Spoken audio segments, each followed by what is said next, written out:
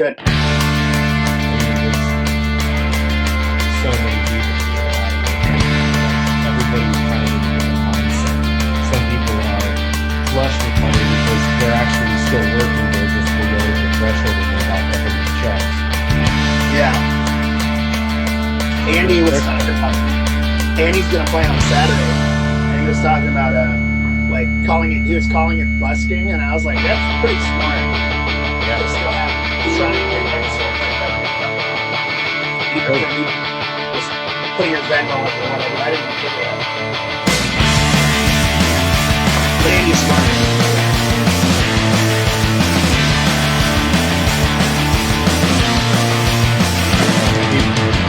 This one goes out to you.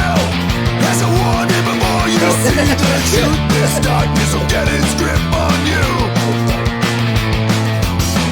Holding tighter, reaching every day.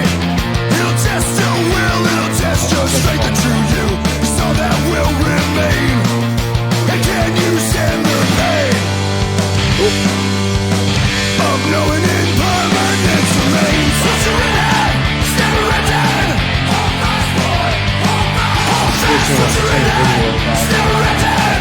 Hold fast, boy, hold fast. Hold fast. Follow the ground speed, no speed, follow the kind of records zone. The best Alright. We'll do the best we can. I've never done this before, and you're usually doing it with your garden. Like, both of us have got to do this. To truly love something, it's to let it go. It's to see it's truly one last blessing set. And you're on your own again. I mean, we feel like we need to get a pretty much your video. We should be able to figure that out. We can play the stage to get anything we can play. So you have a good day today? Yeah,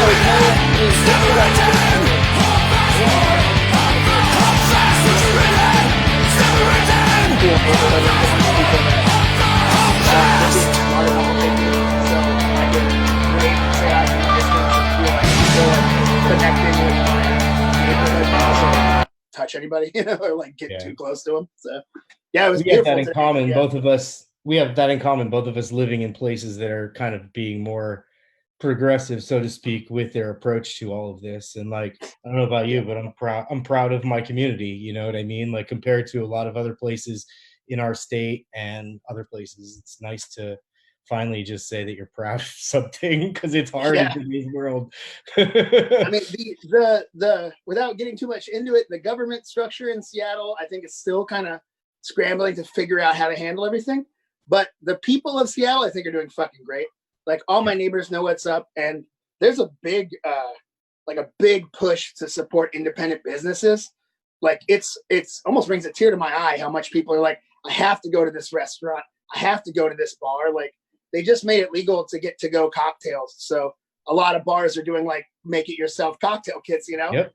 And there's tons of people who are like, okay, I got to go do it. I got to go support my friends. So yeah, and it's not like they couldn't make the cocktail at home for cheaper on their own, but it's just about, like you said, supporting people and propping up the economy as best we can. Like everybody's in a different financial position. Some people are working and they're making their money and they normally telecommute and it's no big deal. And then other people are totally out of work with no light at the end of the tunnel yet in terms of when that's going to return. And being conscious with how people spend their money is something that those of us who are working and can support right now can do to make a big difference to a lot of people, Totally. I got this this buddy named Hank, who's an older Irish guy. He's originally from Lowell, Massachusetts, but he lives out here. He's a good buddy of mine. We worked together for a while, and he always says every dollar's a vote. And I really believe that. It's like, think about when you're going out to eat. Like, I'm a guy who, when I'm not on tour, I work in a bar, and you could have gone to the store, the grocery store, the corporate grocery store, and bought a bottle for about the price I'm going to charge you for a cocktail. But look at this space. How would you not want to support this space? Yep. It's a personal thing. Like every single dollar is a vote. So make sure it's going to the places that really fucking need it right now. Yeah, and I think a lot of people are really shy to tell people their situation. too, because they don't want people to feel like they don't want it to be a handout or like make people feel guilty to give them the money. But ultimately, we are a community and we do care about each other. We say it all the time. But if you don't know somebody's in need, you can't help them. You know what I mean? And so it's important for people in bands and for other people to tell their fans like where they can support those bands. Absolutely. So, on that note, where can people support the Drowns?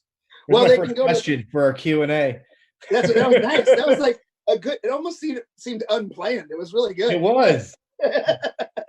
The Pirates Press merch store is where I absolutely like to send people, because I'm one of those guys that if you're gonna buy something from me, especially at like a merch booth at a show, I want you to get something from me and look at the band you don't know and get something from them. So I like to send people there first. And then all over social media, you can help the Drowns out. Shoot us a message. We'll send you free stickers and stuff. Like, we don't care. But if you want to buy a shirt or buy a record or buy a skate deck or anything we have, now's the fucking time, because we could definitely use the support. We were supposed to be on tour, right? We're supposed to be leaving, I think, a couple days ago with Booze and Glory, and that got derailed by the quarantine. So understandably, I'm happy we're all safe. But with that said, the main part of my income is not coming through. And until the government starts handing out huge grants for aging punk rock musicians, I don't know how I'm going to do it. So any support helps. Yeah. Awesome. I mean, I can say personally, but also just hearing the feedback from everybody who's supporting the label, the stuff you guys have been doing on social media has really been a lifesaver for some people. For some people, it's just the background soundtrack to making dinner, but for other people, it's their connection to you guys as people and some of their friends who are equally passionate about the band. And like to see that effect that it's having on people now during this, where, some people are struggling to go through this alone and don't have the same support structures that other people do. Music's it for a lot of people. Sometimes it's just playing it, but what you guys are doing is really connecting with people. And like, from my perspective as a fan and from the label, I couldn't be more appreciative of what you guys are doing. Thank you, bud. I appreciate you saying that. It helps us as much as it helps anybody else. We're obviously, like, I can speak for all four of the members of my band that we're not those guys who just play music to play music. Like, we're record collectors. We're huge fans of the movement of music being a powerful force. And so it comes through in the tunes. Oh, thanks, man. That's good to know. But it helps us just as much. Without getting too emotionally naked, it's like, I also need that connection with people, like 20 years of doing this. That's the way that I connect with people, is on the road or making records and talking about other people's albums, talking to other bands. Like, I still, even though like I have this marginal amount of status, right?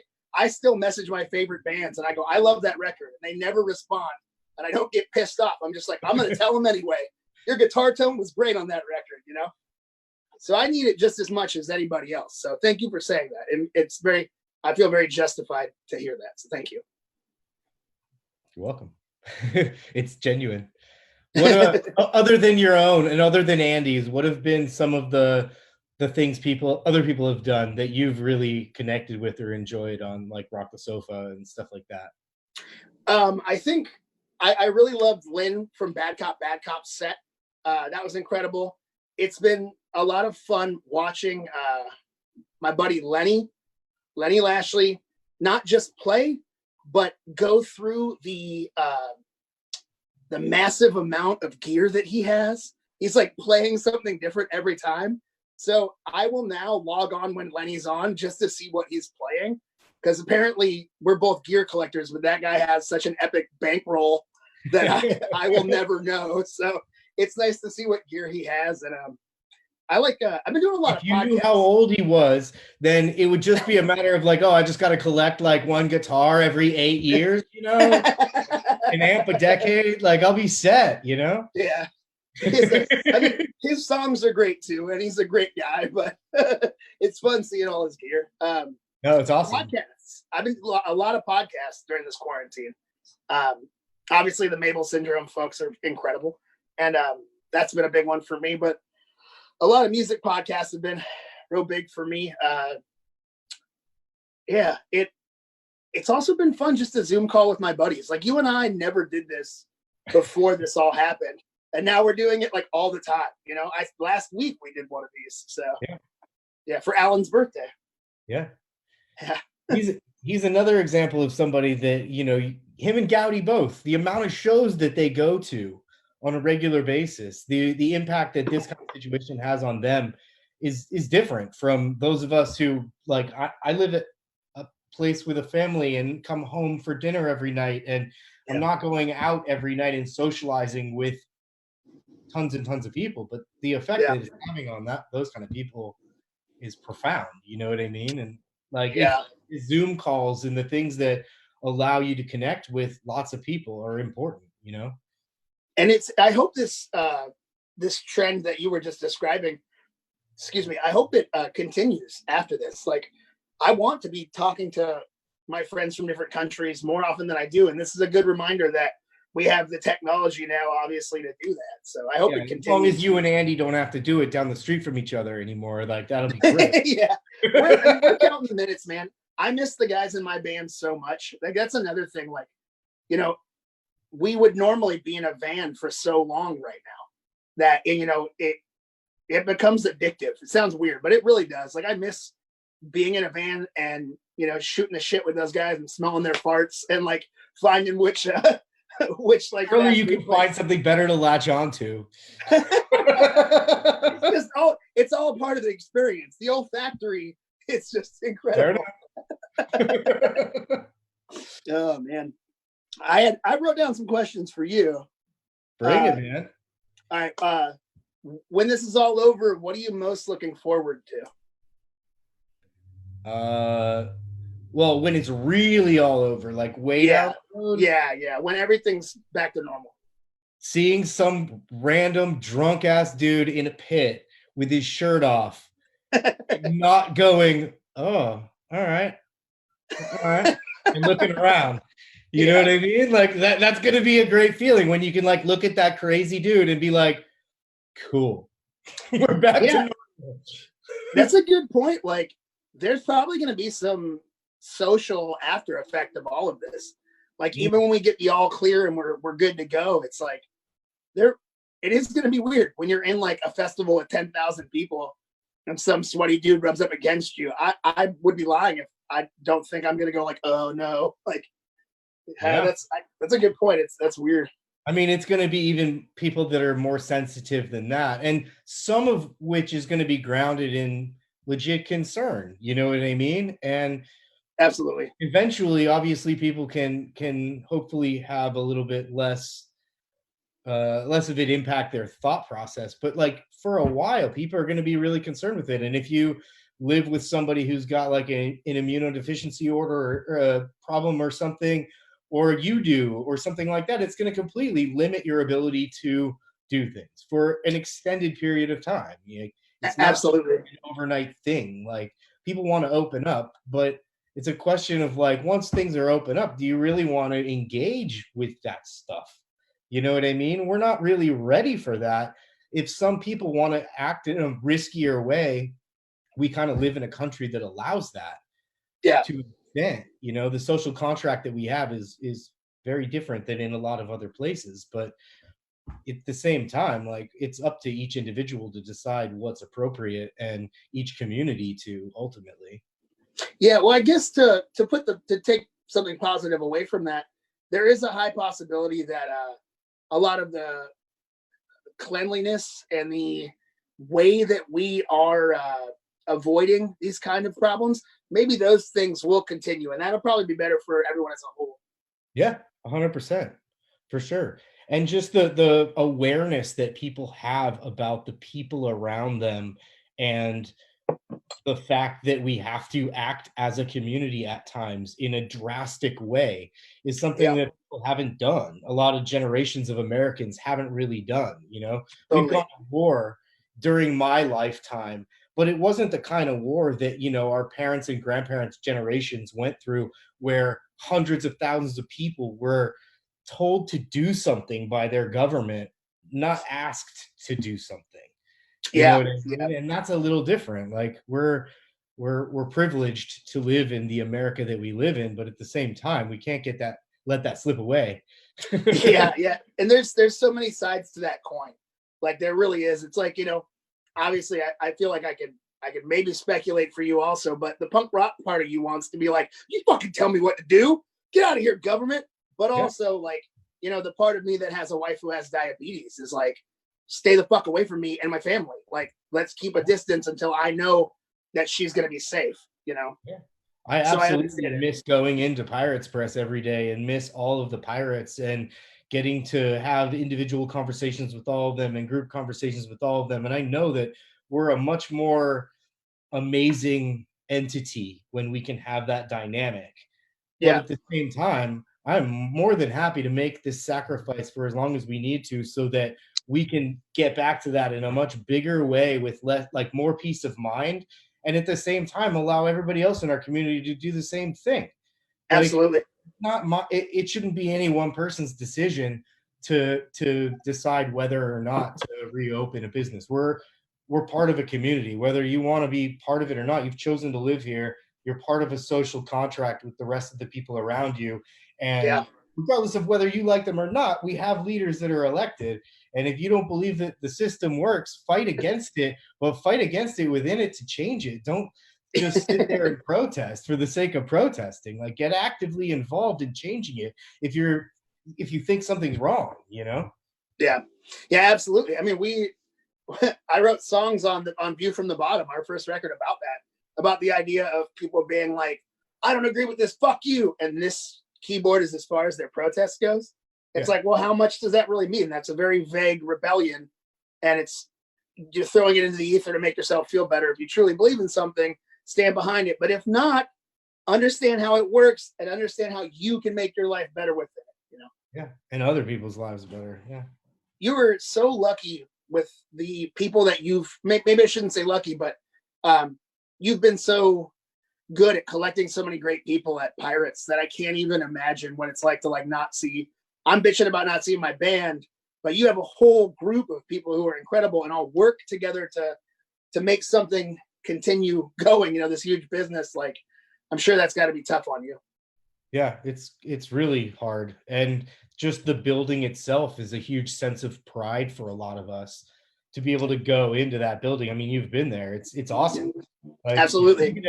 When I show up in the morning, I smile, just looking at the building, you know what I mean? Walking in and seeing all the records and seeing everybody who's there for the same reason. And, that's a huge sense of morale for me and everybody. And it's not there right now, and, we have people who work remotely already all over the place. So the dynamic of being able to work together and work remotely in some ways is natural. But there are definitely conversations that you can't have over Zoom that just aren't the same. You know what I mean? That when you're person, they flow differently. And seeing body language and things like that actually matter. Everything you write an email for that you would have had a conversation for changes the dynamic of that in terms of business. And for me, I'm friends with all the Pirates, but I'm also their employer and I'm protecting their families and their incomes and all of these things during this difficult time. So absolutely. For me, communication's key, and you're ripping out the main source of communication. So it's really a difficult dynamic. And I'm not personally somebody that loves to engage with FaceTime and things like that, just because I'm constantly communicating with people all day. I mean, I send 1,000 emails a day sometimes.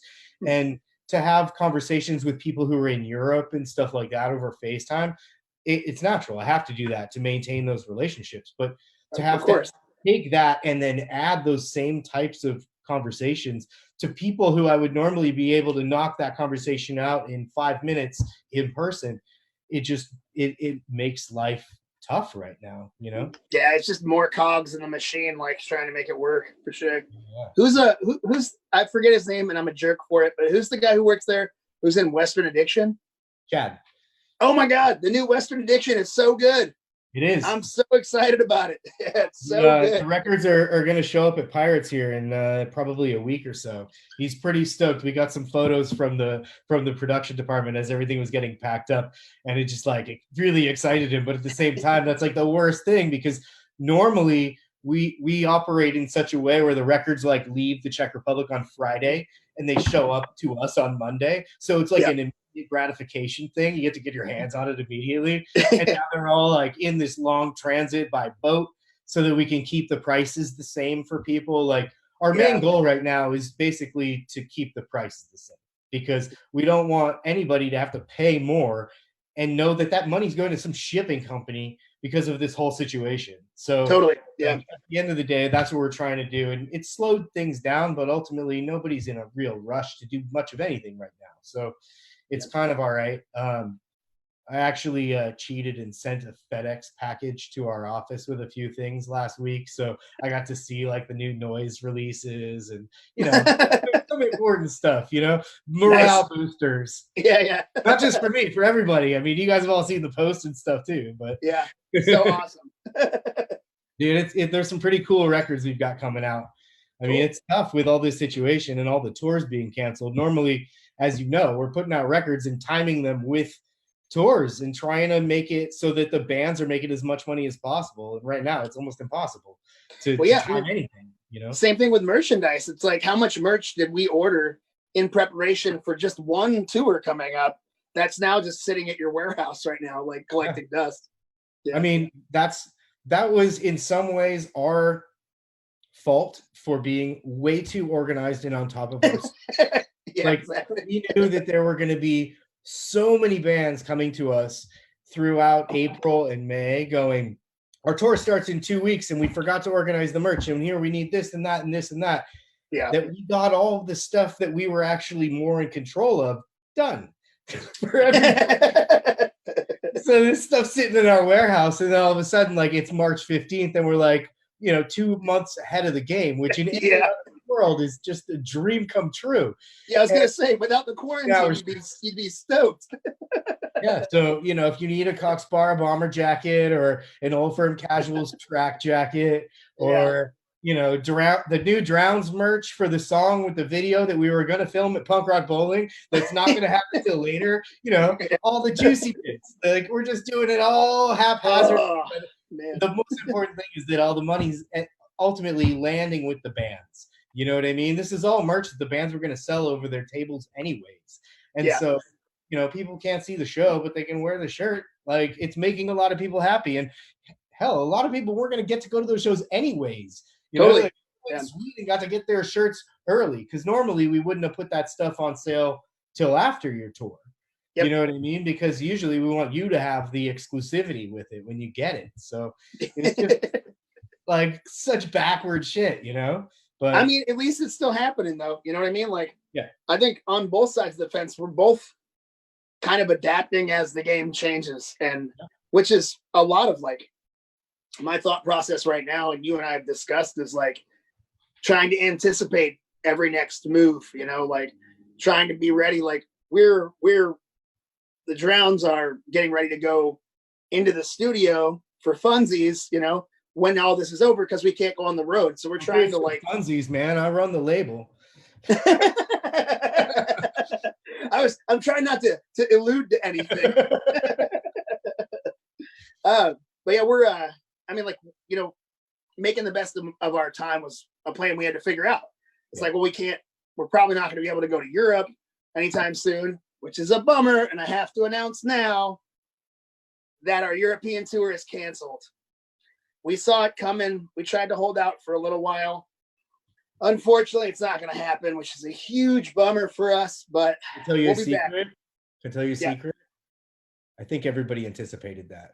Yeah, I'm sure. I'm sure. Yeah. Like we tried to hold out for as long as we could, and it just isn't going to happen, obviously. I mean, as far as I understand it right now, an international tour, take as any band going on an international tour or a tour on the East Coast or on the other side of the country for that matter, whenever it's allowed, it will involve a risk of potentially getting quarantined there.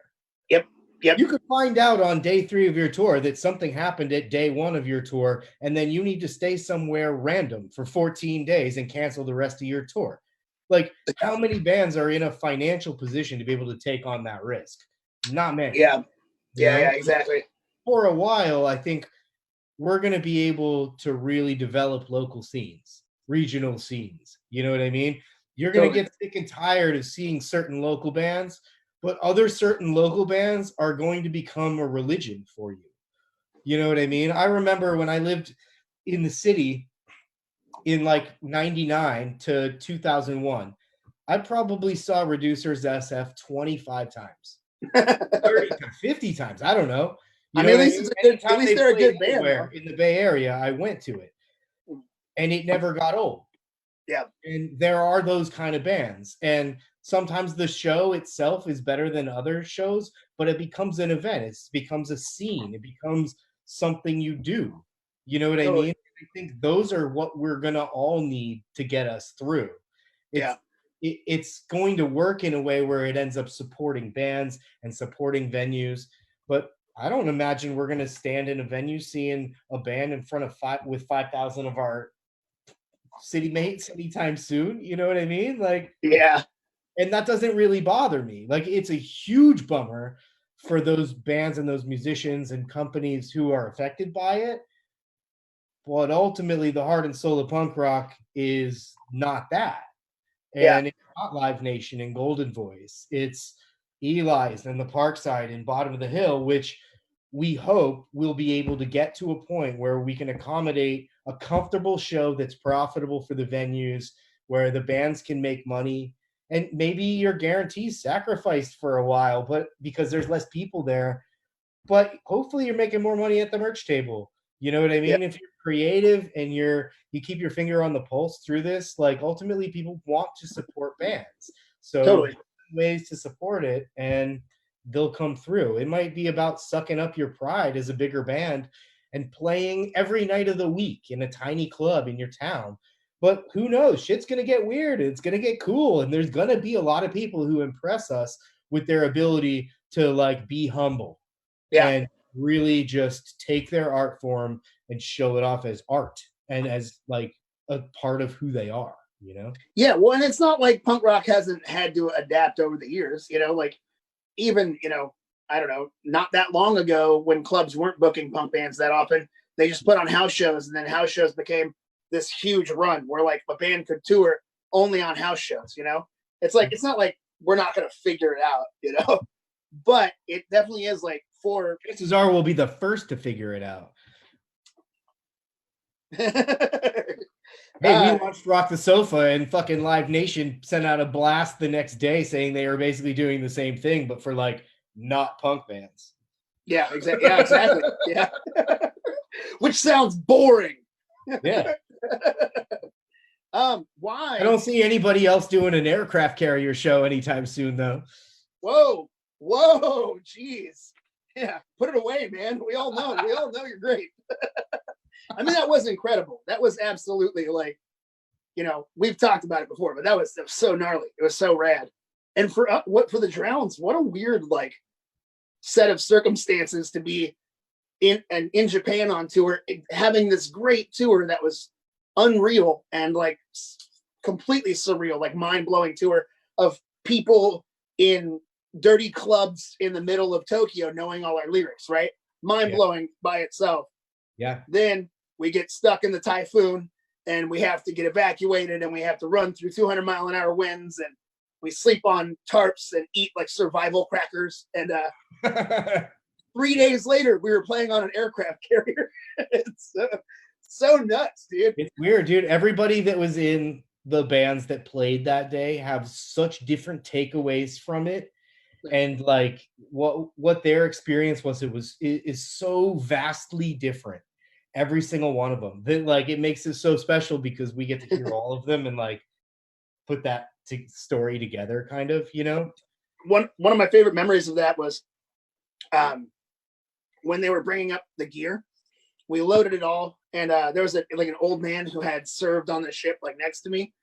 And I was, like, looking over as the elevator is bringing my guitar and some of our gear up. And I look at the guy and I'm like, this elevator normally brings up bombs, doesn't it? And he was like, yeah, oh yeah. And so called the bomb elevator. Yeah. So there's like the bomb elevator is just bringing up my weapon of rock. I found it like incredibly punk rock that throughout the day, its job was bringing up and down gear and kegs of beer. That's it. It was those guys were actually really cool. Like the guys from the Hornet.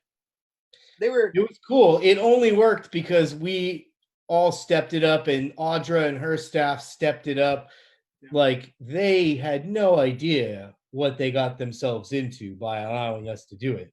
You know what I mean? Oh, a couple of them, when the line started forming and people were already drunk at like noon in line, they were like, oh, what the hell's happening? You know, like yeah, it was pretty impressive. We very much took over that ship.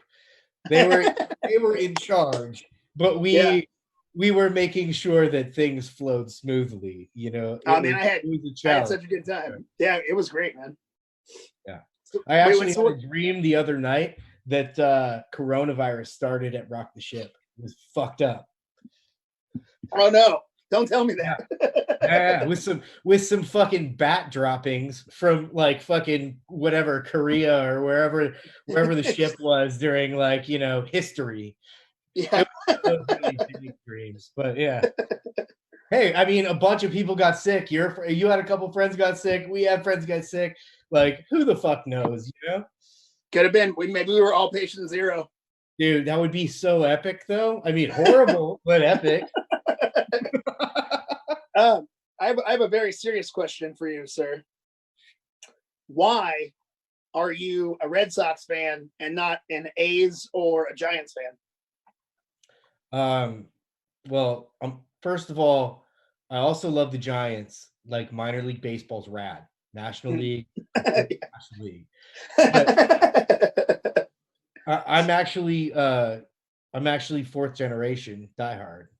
Really? Fifth generation diehard. Awesome. So yeah, it's in the blood, and nice. We've had season tickets since 1978 to Fenway. Whoa!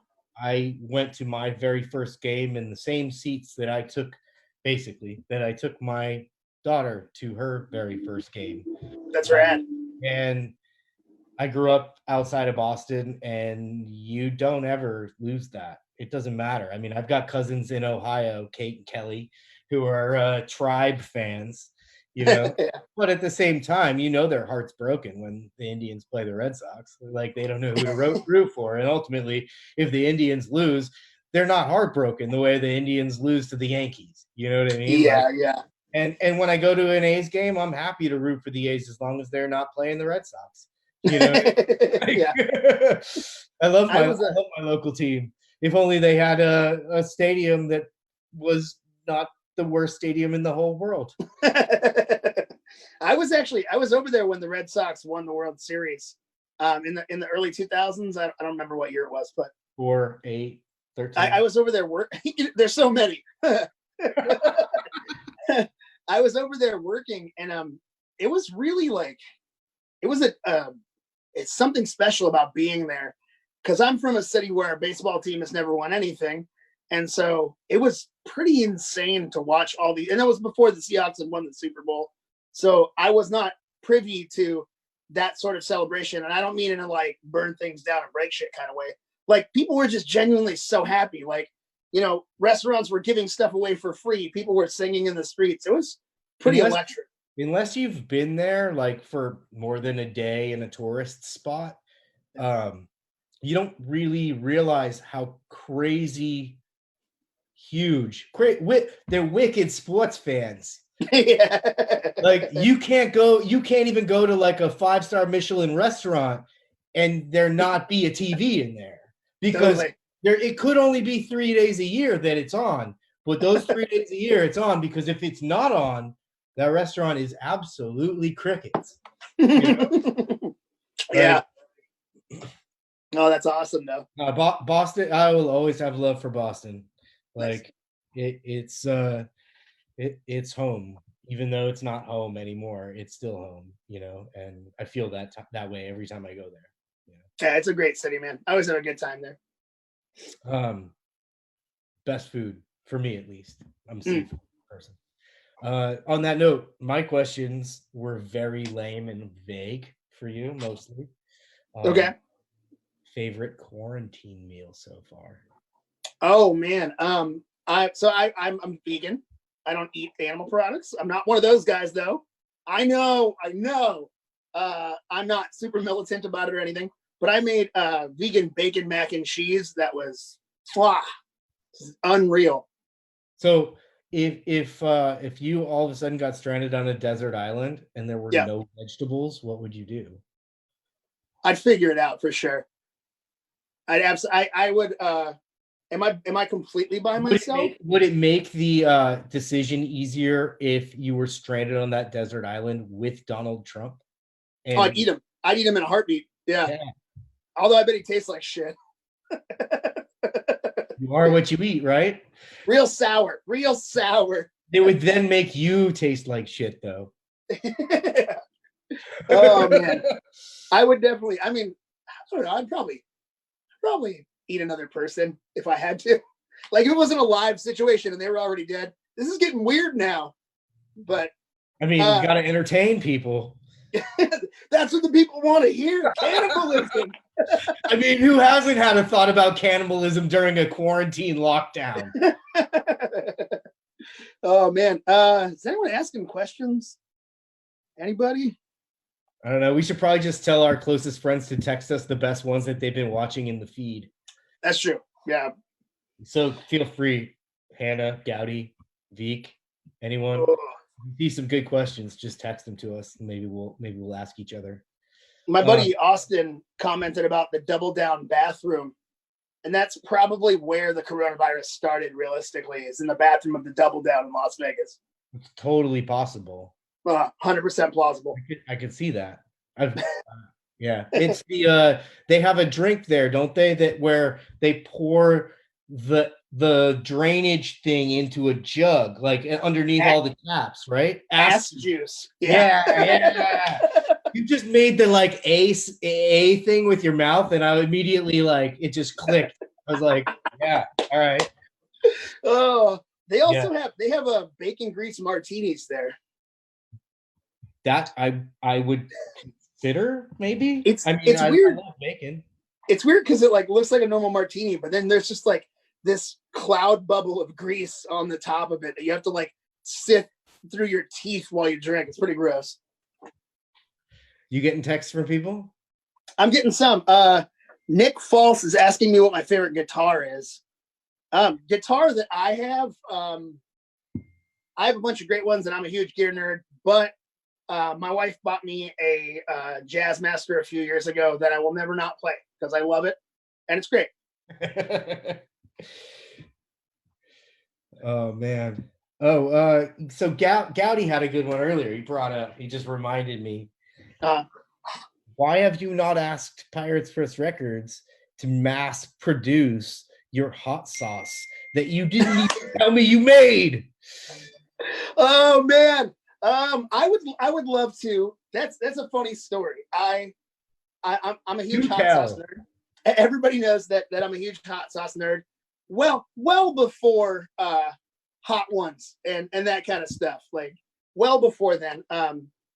And I used to make my own called Rev's Northwest Hot Sauce, and I sold it on Etsy, and I sold it to some restaurants. And because I didn't have a commercial kitchen, I couldn't legally make it anymore. So I just stopped doing it. And there was a point in time where I had someone approach me about investing and making a business out of it. And I was in the band Success at the time, and I was like, well, I can't commit to opening my own business right now. There's no way in tour. You can't be a success while being in success. Oh, and the ref takes a point away. But I couldn't do it. Have any, or do you have the recipe? Can you replicate it? Can you at least get Gowdy and I a bottle so we can evaluate whether or not you pass muster in the pirate Shark Tank? Absolutely. Yeah, absolutely. I will do that. It's really good. I feel there's a lot of people actually watching right now who have had it, who I know would back me up on the fact that it was really, really good. And I was really proud of it. Awesome. We should figure that out. We should at least do a limited run. I mean, what can't we make? Well, I'm trying to buy a house right now, so each bottle is going to be like $1,000. So fair enough. Oh man. You got any questions coming in over on your end? Yeah, Christian's asking me about pinball. I'm a huge pinball nerd, for those folks who don't know. And I wouldn't necessarily call you a pinball nerd, but you do own 4 more pinball machines than I do. That may be true. So that says something. I do like pinball. If I had purchased those pinball machines 10 years earlier, yeah, I would definitely have carpal tunnel syndrome. For me, it's like, I'm a bartender when I'm home, and when I'm on the road, I'm obviously social at both of those jobs. And being social is this is a perfect example. It's like how I make my income in my life, right? Is being a charismatic, fun guy. When I play pinball, I'm still out and I'm having fun, but I don't have to fucking talk to anyone. And it's kind of nice. Like, it's my own little space. No one wants to talk to you while you play. You should popularize a human version of the dog collar that you can wear socially acceptably while playing pinball. So nobody like the cone. Yeah, that's what I mean. Like the cone of shame, but it's like the cone of Tommy. I don't know. It just says no thank you in big letters. Yeah. I mean, the Who could definitely market them though, right? Yeah, like, 100%. Like pinball wizard across the back. You know what I mean? Like, it'd be great. I'm into it. I mean, Christian asked what my favorite pinball machine is. When me and my wife got married in Las Vegas, we went to the Pinball Hall of Fame afterwards, and we signed our marriage license on Attack from Mars. So that's probably my favorite machine for that reason. But I also really like playing Circus Voltaire. I'm terrible at pinball. With that said, I'm terrible at pinball. I'm not good. I'm good if I play consistently for a little while. But if I haven't played in a while, the very first time I play, I'll do really well. The second time, it's literally like a 5-year-old kid is playing. Yeah. You know what I mean? Like, well, I don't want to speak too highly or call anyone out, but I did absolutely destroy Bungle's high score on Simpsons Pinball. So I'm just saying. All of the pinball competitions that have been going on between the different bands that have stayed at Pirates over the past few years has just absolutely been brilliant. And some people have like topped a high score and not said anything other than the fact that they've obviously left their initials there for somebody else to see and be like, you're fucking kidding me. Some of the Pirates have got to be like seriously in withdrawal, because there are people who play like every day at lunchtime or like before they leave, this whole thing is fucking crazy. I was kind of spitballing a little bit with John and Bungle about like doing a small competition there for fun, and we could even live stream it on like Twitch or something, but for fun, do like a punk rock pinball battle. Totally. I told you early doors though, when you guys got quarantined, I'm like, if Tammy didn't have such an important job, I would say get your ass down to Pirates and quarantine yourself with those pinball machines. Oh God, I would love that more than anything right now. Yeah. I mean, I was tempted to bring one home, put it in the garage during all of this, but they're pretty fickle. You don't want to move them so much. Yeah. All right, hold on. I just got texted that Rosie's still awake, my 4-year-old, because he wanted to ask you a question. Okay. So, she's like the biggest Drowns fan ever. That's so awesome. The only band there's 2 bands bigger. Her granddad's band and her unc's band, Cox Bar and Barstool Preachers. But yeah. Other than that, you're winning. Uncle Lenny and you are in a close competition, but I think she's more excited about you guys, at least right now. Yeah, that's awesome. Favorite Clash song, she wants to know. Oh man, that's a great question. Probably Police and Thieves. It's probably my favorite. Man, Yeah, I'd say Police and Thieves. It's a tough one because I also really like. We've talked about my love for the Clash, and I would say a lot of songs off Sandinista, which pisses a lot of people off, but I really love that album. Do you like it? Are you? Bullets is in my top 3 for sure. Oh, so good. Yeah, I got, when I posted about liking Sandinista, 2 members of your family berated me. And then I also got a lot of messages of people who were like, oh, I hate that record. And I think I understand where people are coming from, that it's a lot of songs on that. It could have been compressed into a smaller album, but I also still love it. And like, I'm a huge dub fan. So like, I will listen to the whole thing straight through. And I think it's a masterpiece. Do you, on that same wavelength? Yeah. Do you feel the same way about Life Won't Wait? Do you mean that it's a great album, or that it could be compressed? In the context of the whole discography, it feels like a way that band kind of delivered something similar.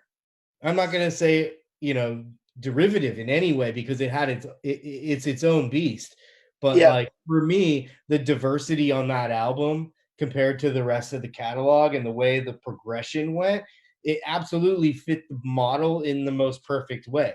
And to me, the way I look back on Sandinista, like compared to the other Clash albums, I look back on Life Won't Wait the same way, with a huge bit of, excitement. Yeah, well, that album is so untouchable. And I think timing was real big for Life Won't Wait. I think timing, that record dropped at the right time for a lot of people. And from a music, like, social aspect, it really hit at a time where people were ready for it. Oh, yeah. It was like they wanted that record, and it showed up, and it had great songs. Nobody has any idea how old I am, but I was 18 when that record came out. So like, all those come out when you're like fucking 18 years old are like super meaningful for you for life. You know what I mean? Are you really that much older than me? I was born in 1980. Yeah. Oh, okay. Well, so you're not too far. Yeah. I was when I was on. What was that? Kid of the 80s. When I was on tour with 7 Seconds, and I was sitting down with Kevin, and we were BSing, and I was on his Wikipedia page, but he didn't know that. And I was like reading stuff, and I looked at him, and I was like, "Oh man, your first record came out 4 years before I was born." And he just got up and walked away. And he's a really good friend of mine, but he was just like, see you later. I mean, the dynamic between me working with Coxbar, the way that all went down, is bizarre. You know what I mean? Yeah. And there's such good just the name Skippy is a result of me like being friends with so many people that are just older than me. You know, like, I got the nickname because I was working at TKO and everybody was 10 years older than me, and they busted my balls every day and called me a different name every single day. It was like, George, do this, Jack, do that, Frank, do that. And then it became Scrappy because I busted my balls. And then it became Skippy because they thought I was small or something. And then we went to the local bar, the Irish bar, where I was drinking underage and fucking having a ball. And the bartender found out that my dad's name is Skip. And like told the rest of the guys at TKO, who I hadn't told because they were already calling me Skippy, and like in a derogatory way. And then like I told her, and then all of a sudden it was just fucking done. You know, and like it was it. And the irony behind that, and then starting a company that's all about pressing records, and nobody wants your records to fucking skip, that it's just too much. You know what I mean? Yeah. I honestly, when we first met, I thought it had to do with the pirate ship kind of skipper idea. Like, that was my assumption. So that's cool to know. I didn't know that at all. It works. Oh man.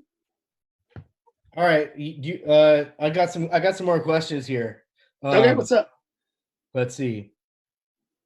No, we can't do that. Here's a good one. Let's finish the pinball part of the discussion. All right. Matt Finkel wants to know, what is your dream pinball machine that doesn't already exist? Oh, that's such a good question. My favorite movie of all time is The Last Starfighter from 1984. I would absolutely love a Last Starfighter machine. I mean, it had a video game in the movie, obviously. Have you seen that movie? Haven't even heard of that movie. Oh wow, it's so good. It was actually it was the first movie to fully use all CGI graphics ever. So, so there wasn't any models or anything assisted. So it's a cartoon. No. It's well, it's a movie, but it's about a kid at a shitty trailer park in like California, and the only thing he's good at is this video game. I'm summarizing, but this video game, he beats the game. This guy shows up and says, "I need your help." Takes him into space, and it was actually a training program to be a starfighter to help defend the universe against Zur and the Kodan Armada, who were like these villains.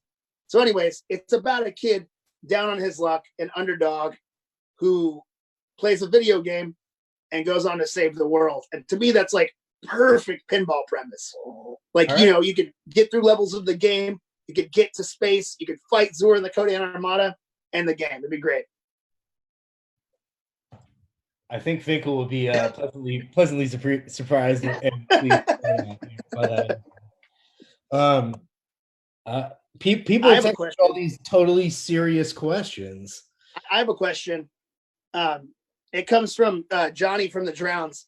He said, ask Skip who his favorite member of the Drowns is and ask him why it's Johnny.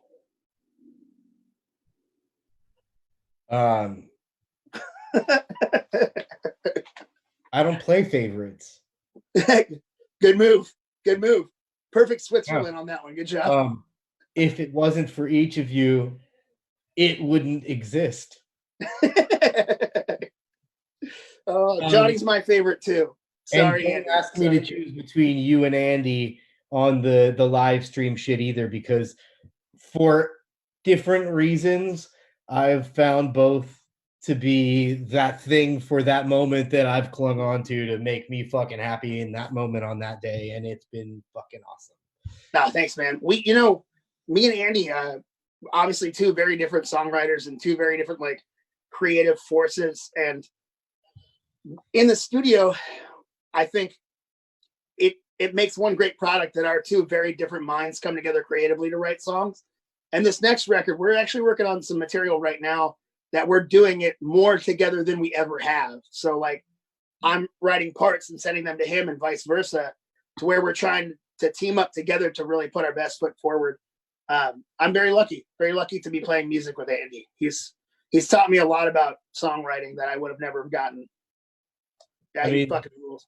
Watching the way that you guys communicate, whether it's like about getting something done or about just like having breakfast or something, like it's the same way that I've seen the guys in Spar communicate. And when people ask me about that band, I always lead with the fact that even if nobody gave two shits about their music, those same individuals would still be at each other's birthday parties, anniversary parties, kids' weddings, things like that. Because the relationship that's there underlies all of it, and the care for each other and respect for each other underlies all of it. And like when you have that in a band, and then you have creative talent that mesh with each other, it's just like the answer. You know what I mean? Absolutely. Well, I think that's a tribute to their longevity also, you know, because you're in a relationship with those people. It's not just working. It's like you're fucking married to these guys in your band, you know?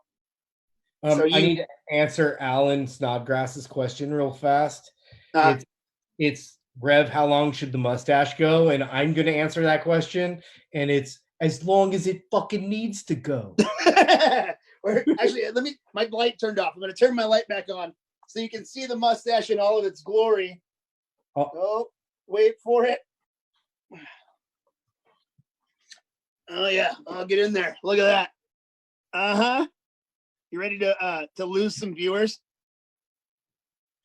All right, I got a new one for you. Fuck the must. Put your mustache away. You're turning off people, man. So I'm gonna take a question that Veek asked and amend it.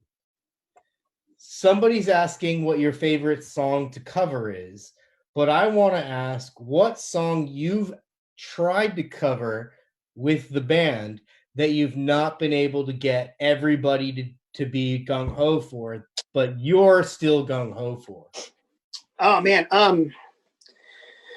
in the Drowns, I can't answer that because everyone's so open-minded that anything any of us bring forward, we will try, and we'll try to make it work. If they believe in it, we'll try to believe in it too.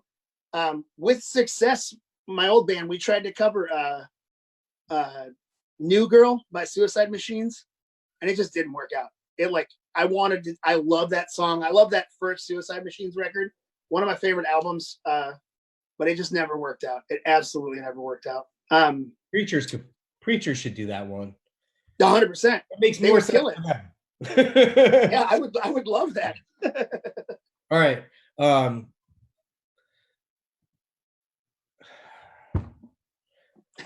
I want to know, because you guys have just been killing it on these live streams, and the way you, like any other band who put a record out in January, whose goal was for the next year or two to be fucking blasting that to the world, who basically got the rug pulled out from under them, would be sitting on their heels right now trying to panic and figure out what to do. You guys have stepped up, and sometimes it's to 30 people, sometimes it's to 500 people. It doesn't matter. You're just leading from the heart, playing those songs, and a lot of those songs that you're playing are from the new record. My question is, are the songs, or are many of the songs, are any of the songs that originated in that form, where you sold it, one of you, whether it's you or Andy or whoever, sold it to the band by bringing it to the table in essentially the same form it's being played for now? Yeah. There's not a lot, because our process is very like, me or Andy write a shell and we bring it to the guys, and I trust those guys to make it better. So there's not a whole lot, but Them Rats was pretty much what you hear. It was, I was really pissed off one day reading about Latin American folks at the border being separated from their families when that first started, like, and them being put in cages, and seeing pictures about the children, and these wrapped in these fucking foil blankets, like animals thrown in these cages. Like, I was so pissed off that I picked up a notepad and I was like, oh, I got to do this. And we worked with Ted Hutt, and he was an incredible producer. And that was pretty much the only song that he was like, oh no, this one's good. Cool. Next, like it was. And I think it has to do with that. It was a very pure emotional moment for me. It sometimes, I can't speak for songwriters in general, but sometimes it just kind of vomits out of you. Mm-hmm. You're feeling something so much, you're like, I gotta fucking get this out. And that's what happened with that. And I love that song. I'm really proud of it. I had one more under tension question for you. Okay, give it to me. It's a two-parter though. Okay. What song from the album are you most proud of, and which song is the most emotional for you, if they're different? Oh man. I mean, I would say Wolves on the Throne. That's Andy wrote the basis of that song. Thank you. And I would say arguably that's the one I'm most proud of, only because he brought it to the table. It was great when it started, and we all turned it into something that I really, really love and believe in. Emotional though, Wasting Time, the song about my wife. That song was supposed to be another song about me I wrote a song about meeting a politician in my parking lot. I met this guy who was running for 8th congressional district here in Seattle, and he was a huge piece of shit, just a horrible person. He scratched my car, and then he wouldn't admit to it, and then told me to fuck off. And when I then Yeah. And then I was like, what's your fucking problem, dude? You want to go? Like, is that what we're doing right now? And then he threatened to call the cops. And then he insulted me and my wife, who was in her nurse scrubs, ready to go to work. And just, it's a long story, but he said some really terrible stuff to us. And then a month later, we were voting in Seattle and we saw his face in the voters pamphlet. Wow. And so I wrote that song about him, but it did not make the cut. It might show up later on, but it didn't make the cut for this album. It didn't really work out. So I like rushed last minute and was like, I got to write a song. And I was like freaking out. Play it for us next time you do a stream. Even if it's the worst version of it, play it for us. Okay. Like, I think ultimately right now, this is the kind of shit that people fucking feed off of. Like I've heard all the songs on Under Tension 20 times, and I'm sure lots of the people who are fucking listening right now have too. Like we want to know the fucking deep shit. Like this is the story. This is the fabric of like what matters, you know? Like it's just like watching you tell a story about your day, you know? Like you're our rockstar's a shit word for it, but like you're the people we care about listening to. You know what I mean? That's awesome. I mean, I really appreciate you saying that. I feel the same way about folks like you, though. So, you know, I like the people who are making the bands, who are facilitating for them. I like talking to those folks. You want me to ask myself a bunch of the questions that people have been asking me about fucking COVID right now? Jesus Christ. Oh, really? Are you getting like, it's like business questions? Mm-hmm. Barry, actually, Purple Barry's got a good one for us. Here we go. I love that guy. You answer this, and then I'll answer this. Okay. He says, you have your finger on the pulse. Do you think this lockdown will lead to more music, or do you think it has pushed a pause button? I think it has slightly pushed the pause button, speaking from knowing so many artists. I know a lot of people who are just taking the time to take care of their family, whether financially or emotionally. And it's really tough on people. I got a lot of friends who are real lonely right now. And because of that, they're not necessarily focused on other things. They're hopefully focused on mental health and creating a better outlook. Hopefully things like what you and I are doing right now will really help that. I think it has slightly pushed the pause button, but I think if it continues next month or so, we're going to start getting frustration material. And that's where the great fucking punk rock starts to show up, you know, because you're going to have to figure out how to make life work in this quarantine. And if you're a creative person, you can't not create. So, but the interesting dynamic I feel like is ordinarily, given any other crisis situation, there'd be a lot of punk rockers skeptical of the government out there in the streets willing to protest. And right now, most of us are the ones protesting the protesters. Yeah. Yeah. Exactly. You know what I mean? We're the oons like, when you hear a bunch of punk rockers being like, yeah, Governor Newsom's fucking spouting like the good shit right now. You're like, wait a second. Like, I don't know. Like, I don't know. And I mean, I'm proof in the pudding. Like, don't get me wrong. Like, I am more than happy to listen to what he has to say. And he definitely talks to me like a human being the way many other people in power do not. Yeah. But he's still somebody who is privy to dealings that involve numbers of digits that you and I will never be able to fucking comprehend. Totally. And making decisions that affect whether or not certain people live or die, and whether or not certain people can put food on their table or not. And that's not shit you or I have to deal with either. So I can't even imagine dynamics there that ultimately, you know, that motherfucker is not having a peaceful dinner with his family every night. Yeah. Like he's not living like some fucking, you know, privileged white quarantine life. He's fucking deciding on huge things. And unlike so many other people, he's actually listening to the people around him who have advice. And, you know, your governor is similar in that respect as well.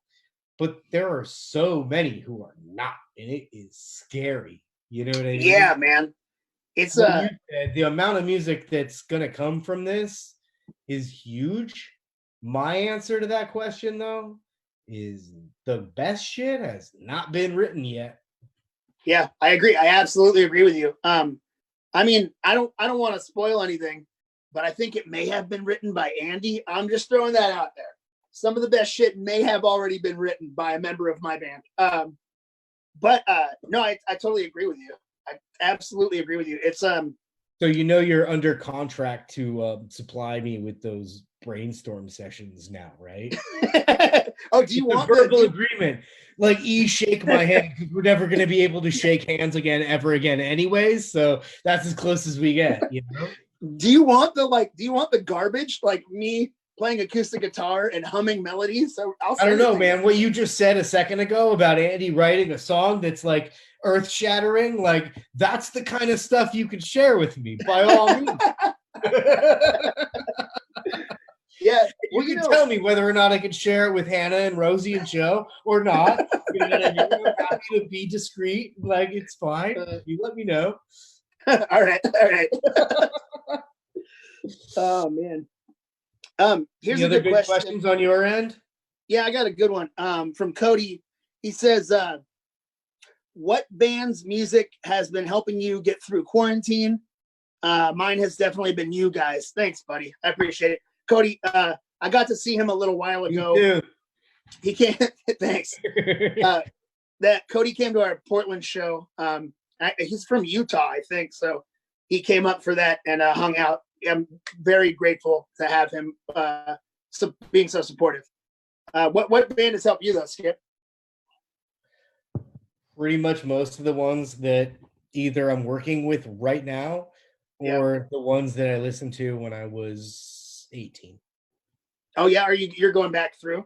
Yeah, I think those are the two things that are really like coming full circle. You know what I mean? Nice. It's like there are bands that I haven't actually dove back into in years and years and years, that while you're sitting there, like I'm sitting there writing some long email and I'll put on like my iTunes on random and something will come up and that song plays and immediately I play the whole album and it brings me back to a place and a time. And that's kind of like an escapist mentality right now. And that's brilliant. I know a lot of people are doing that. And then the other stuff for me is the stuff that I know people are going to get super excited on when we unleash it. Like I have 3 new Slackers tracks that are basically on repeat right now. I want to hear them. I haven't had enough whiskey. Otherwise the world might hear them. But you know, I still don't have approved mixes yet. So what I have right now is blowing my mind, and they're not approved by the band. So I assume it's only going to get better. Yeah. I've been diving back into Toy Guitar. I love that band so much. One Man Army for me. Sorry. Like same tip. 18 years old for me. Yeah. Fuck yeah, dude. I mean, that's definitely all the members of the Drowns. It's one of our favorite bands. We're huge One Man Army fans. I love the guitar tones on all the Toy Guitar records. Miles from that band and Jack are so talented, and I mean, everybody in the band is Rosie too. Everybody's talented, but their tones are fucking beautiful. I love that shit. And also that new Agrolites. I've been continuing to listen to that new Agrolites record, which is so good.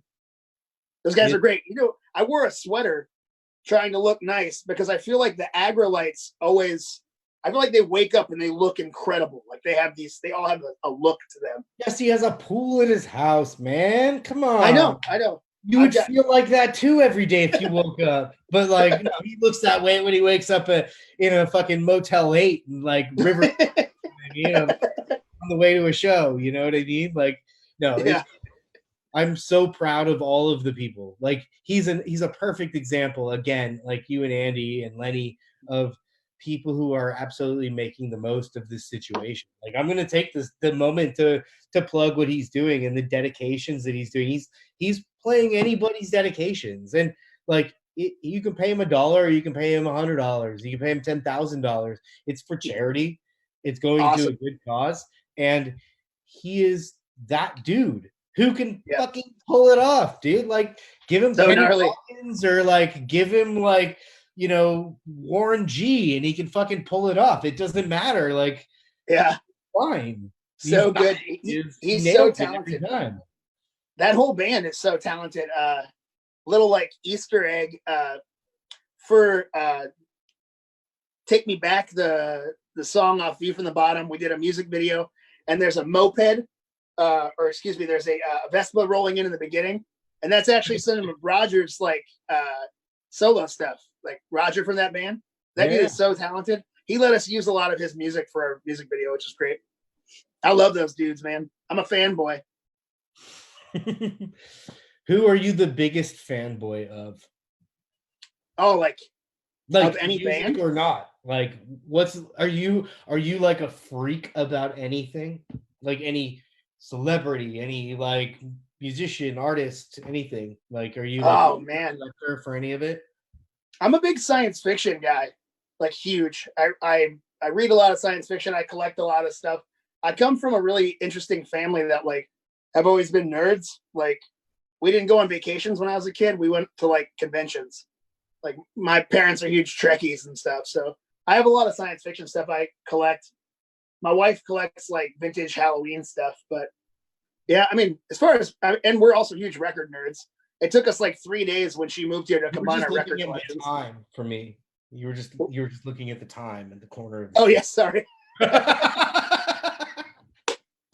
I feel so close to you. I forget you're not here right now. I know.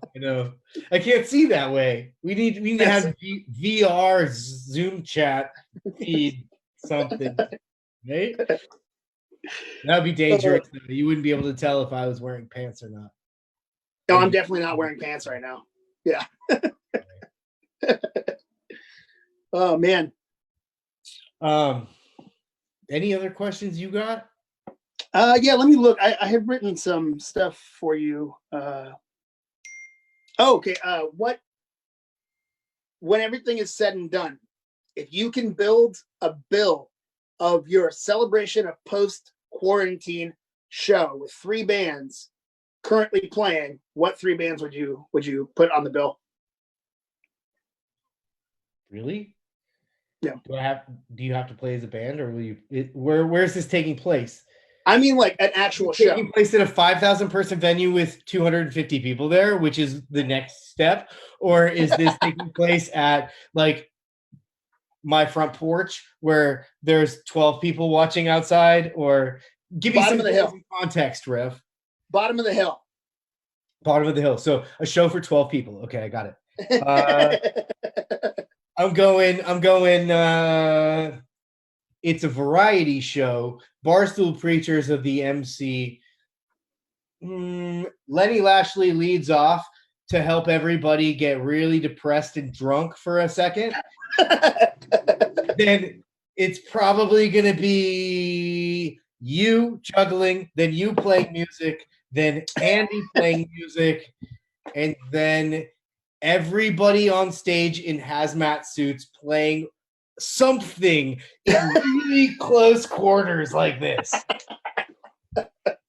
Oh man. Maybe you've been to Bottom of the Hill. They got the kitchen with the window. Yeah. Glenn Pine is in there making Portuguese sausage soup, playing the trombone for anybody that walks by and wishes they could go to the bathroom, because the bathroom's going to be closed and you're going to have to go out to your car and piss in a bottle, because that's way healthier for everybody. Oh man. Dude, I mean, I'd go. I want to go now. As far as I'm concerned, the new normal should be all bathrooms in restaurants are only for women and taking a dump. If you have to pee, you go outside. You know what I mean? Like, yeah. The fewer people in those bathrooms, the better. You know what I mean? Like, shows are gonna be weird for a while. You know, like, I don't know about you. What do you feel? What's gonna make you feel comfortable to walk into a club and play a show in front of people, knowing that you're on stage projecting your particles onto people? You know what I mean? Yeah. Yeah. It's gonna take time. Yeah, I mean, it's going to take time and probably like an all clear and an understanding of that all clear, and the idea that we all still need to take precautions. You know what I mean? Yeah, I mean, ultimately, it's about treatments.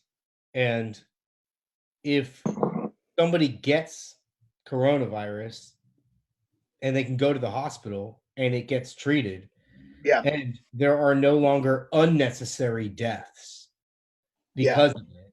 There's no hospital surge that's causing somebody to make a decision whether somebody lives or dies. If that's off the table, and there's some sort of treatments that minimize the actual death, unnecessary death of humans, you know what I mean? That's a huge difference. Like, it's going to take a while for vaccines to take place, right? Yeah, sure. That's a fucking moonshot at best. Like, we're still working on vaccines for certain things that have been going on 10 years. It'd be great if it happens, but if it doesn't happen, that's equally expectable. You know what I mean? And ultimately, it's about treatments. If there are treatments, then the whole situation can be mitigated if they're widely available all over the world. You know what I mean? And between that, testing and contact tracing, that's what it's about. Like, ultimately, if you could get a result for a coronavirus test in a matter of 5 minutes and it was reliable, you could get an antibody test now that was both reliable and interpretable. If the results from it actually gave you some sort of understanding of what that meant, right? And we understood about how this is transmitted more than in a herky-jerky way, the way we do now, where this thing that's not peer-reviewed comes out, and that thing that is, and that thing that's kinda, and this thing is Twitter-reviewed, and like right now, it's just there's no unity. There's no uniformity. There's no one body of people saying, like, this is legit. You know, once we get some fucking order to the system, and the availability of testing, both types, is available in every community, then we can fucking have that conversation. You know what I mean? Like, ultimately, the only concerts that should happen right now are ones where people are taking like zero risk. That's the fucking point. Like, we all care about people. That's the whole point about people who are into music and art, is like, we're those fucking snowflakes, if you want to fucking call us that. You know what I mean? Who care about, like, every fucking artist and every person having a fucking right to say what they want to say. Like, sorry, like, that's the truth of it, you know? And until we're at a point where we can, like, safely say the resources are there for people to feel safe and feel like they can get a test when they need to get a test and know if they have had it or not have it and what that fucking means. Like, vaccines aside, like, that's the reality of the situation. Until then, if you want to go to a show, we're taking risks, and that may be an opportunity down the line. There may be clubs that get the opportunity to open up their doors, and like, plenty of people won't feel safe. And if you have somebody at risk at home, like, you definitely wouldn't go. And there are bands who will be like, no, I don't support that. There'll be bands who are like, I do support that because I need money and I need to sell my t-shirts. And all of that's understandable. And we live in a country that should be able to have that fucking dialogue. Totally. You know what I mean? And that's cool. You figure, when we went into the studio to record Under Tension, Ted asked us what the album was about, what the general theme of the songs was about, and what we decided on was empathy. There's a complete lack of empathy. Now, I mean, not only in our country, but it is very apparent right now that, like, the idea of putting yourself in someone else's shoes is completely gone. It's gone, and it's right in front of your face at the same fucking time. Yeah, and that's the thing. Is like, it's a very, like, fuck you, I'm taking care of me kind of idea that comes out all the time from people, whether it's social media or like the way they act in public, buying all the fucking toilet paper, you know, like shit like that. There's a complete lack of putting yourself in someone else's shoes, and that is inevitably in line to buy that toilet paper. What was that? Except when you're in line to buy that toilet paper. Yeah. And then you are absolutely in the shoes of that person and that person. Yeah, it's 6 feet away from each other, hopefully. Yeah, hopefully. But you know what I mean? It's like, the fact that we're not thinking about someone else is, in the long run, making everything harder for us. The fact that we're not watching out for other people is inevitably fucking us. So it really defeats the purpose of you doing what you do. You know, it's like if you're taking care of number one first and not worrying about anyone else, like fuck everyone else. I'm going to go out in public. I'm not going to wear a mask. I'm going to fucking touch everything. Like, I want concerts. I want everything right now. I want to go be in a crowd. You are inevitably making it harder for yourself in the long run. Yes. It's going to come back to you, and you're really putting distance between yourself and that goal you're talking about anyway of wanting everything back. 1,000%. Yeah. Yeah, it's so crazy. If man. you want to go to a show and you want to go to as many shows as fucking possible, as soon as possible, then fucking stay home. And if you live in a place where you can have something delivered, have it delivered. Yeah. Don't leave your fucking house. Like, the fewer interactions you have with another human being, the better. If the one guy delivering your groceries delivered 10 other people's groceries, that's still better than those 10 people going to the grocery store. Totally. For everybody. And understandably, there are plenty of communities where that is absolutely not an option. But if that is an option in your community and you fucking like punk rock and music and going to shows, fucking stay at home. Absolutely. Yeah. And the thing is, I get it. I miss my friends. I miss the social interactions that I have on a daily basis. I miss the venues I go to. I miss the restaurants and bars that I frequent. But absolutely none of that is worth the health of anyone I know or anyone I fucking don't know. I'm not the kind of person who would ever feel comfortable being like, well, you know, the bars are open right now, so I'm just going to go to a bar and I'm going to have a party because we're all going to get quarantined. It's like, fuck no, dude. Like, I care too much about someone I don't know to do that. I've even been the voice of reason for bands on the label who are like, I mean, everybody's locked up. Like, we could get together and we could like play a show and a bunch of people will watch it. I'm like, no, like, don't fucking do that. Yeah, don't do that at all. You know what I mean? Like, fucking record your thing and record his thing and fucking do it together somehow, but do not do that.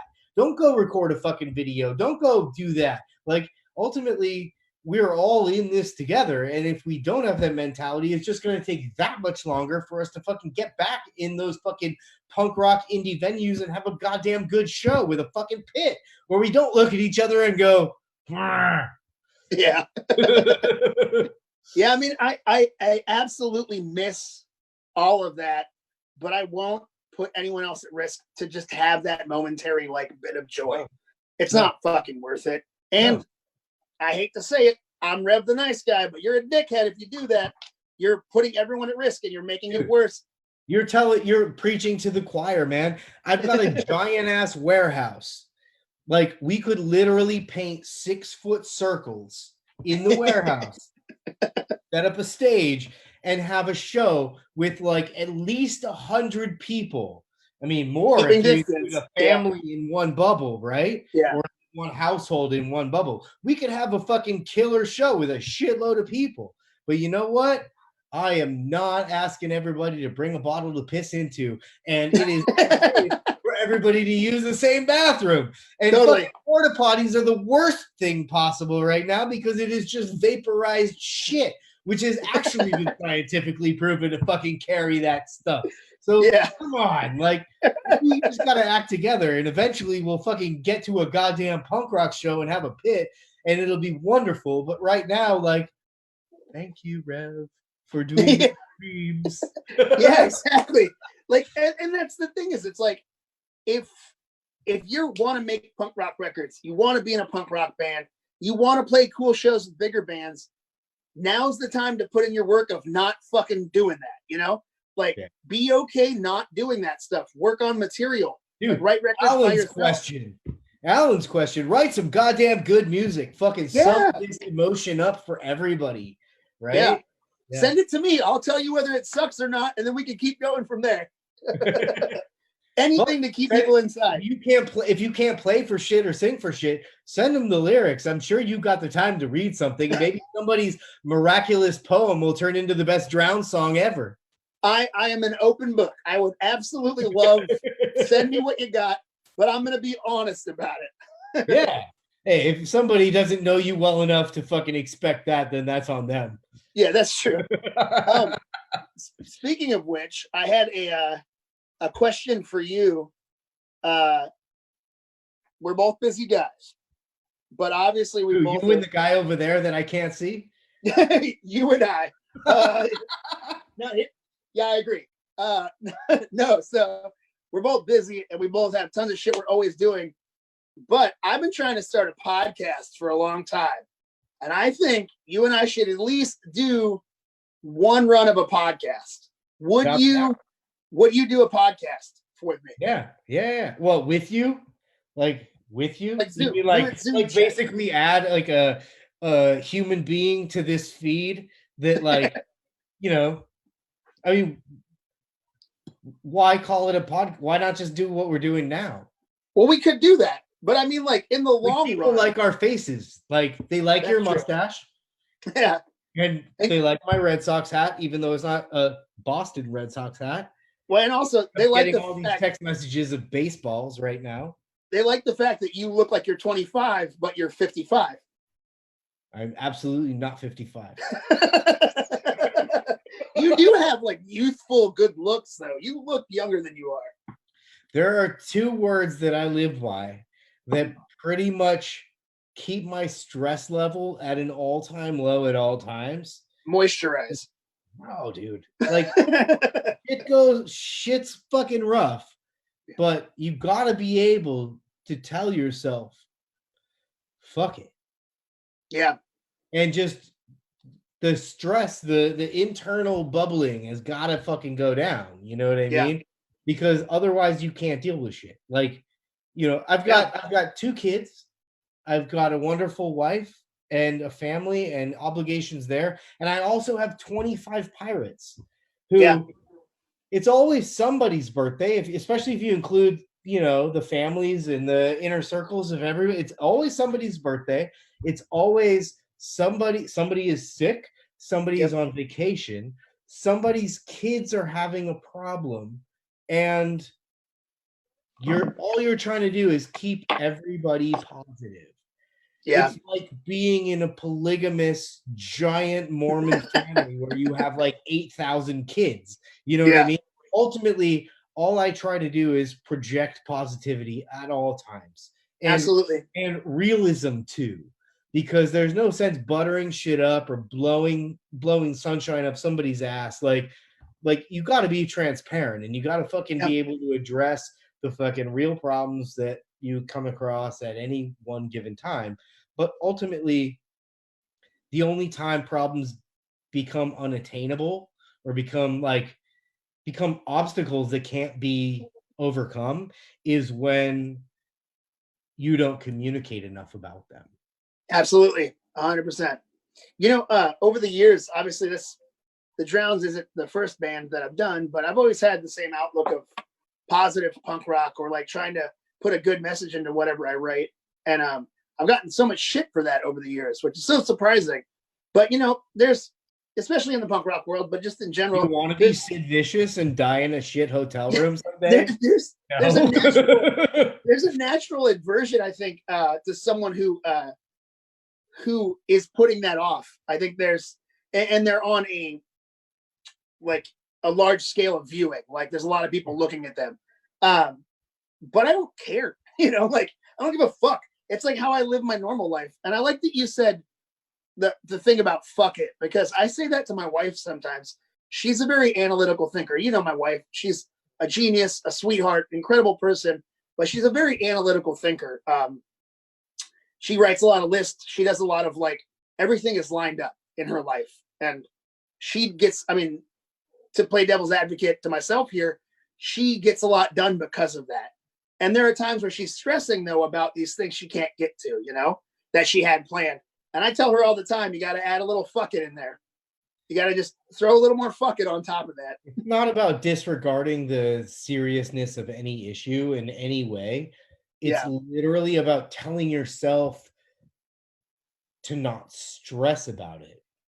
Yeah. And think about it pragmatically and proactively and realistically. The only thing, sometimes the worst stress is the stuff that you pile on yourself.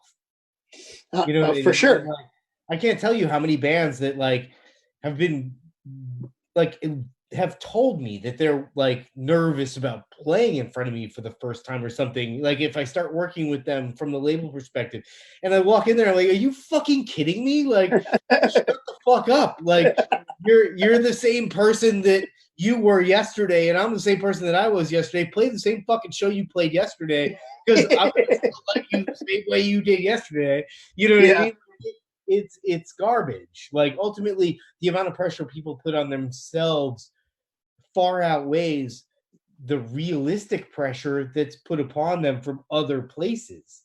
You know what I mean? And well, you know, if you can maintain that, then you can maintain your calm and you can stay happy and you can focus on the things that matter. You know, absolutely. You know, I can completely speak to this though from the on stage perspective of having you in the audience.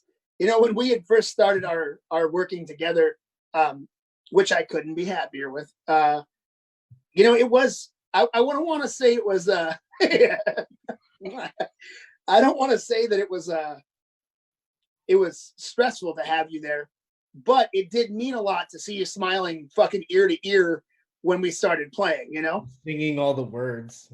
Yeah, that's it, it definitely, you know. I was like looking at the other guys being like, yeah, we're doing good. Yeah, look at, he's so happy. In case anybody doesn't know me well out there, like for me, the message is pretty much as important as the music. Yeah. I mean, I fully agree with that. There aren't a whole lot of candy coated banal bands on our label. Yeah, there are a few. There are a few people who are pure artists, and I love it. I love that part of it too. There are songs on plenty of records that emulate that too. But at the end of the day, like the end all be all of it is like I care a lot about deeper shit, and a lot of the Pirates do also. And as punk rockers, we have a fucking really unique way of carving out the way we project ourselves to the world. And you got to be real though. Politically is fucking cool when you're not actually isolating people, you're engaging people, which is what we are. Exactly. 100%, man. You got to be real, you know, no matter what any aspect of your life, you got to be real, or sooner or later you're going to fuck yourself or fuck someone else over. That's just how it works. You got to be honest and upfront. I got a really good question for you from John Roberts texted me. I want to know this, and be careful because I know you're related. But what's your favorite Spar album, and what's your favorite Spar song? Favorite album, hands down, is Here We Stand. Nice. It's incredible. I wouldn't say that I would choose that purely if you had been more specific with the question and asked about the music. Yeah. However, that album to me signifies the connection between Pirates and the band that has led to some crazy deeper things. But